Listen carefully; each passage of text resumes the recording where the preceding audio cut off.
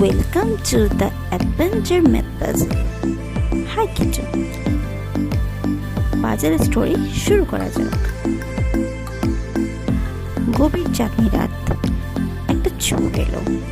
এদিক ওদিক তাকিয়ে সে একটা বাড়ির ভেতর ঢুকে পড়লো।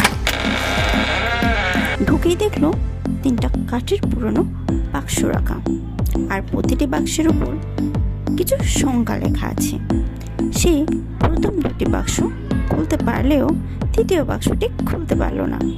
সে বুঝলো সমস্যার সমাধান না করলে খোলা অসম্ভব। তোমরা চেষ্টা করে দেখো তো।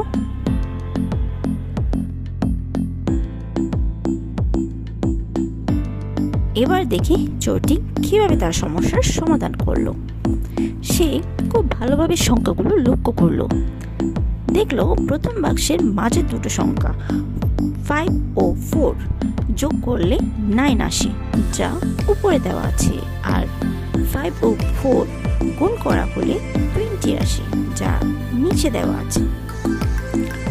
দ্বিতীয় বাক্সেও মাঝে 2টো সংখ্যা 3 ও 4 যোগ করলে 7 হয়, যা উপরে দেওয়া আছে। আর 3 ও 4 গুণ করা হলে 12 আসে, যা নিচে দেওয়া আছে।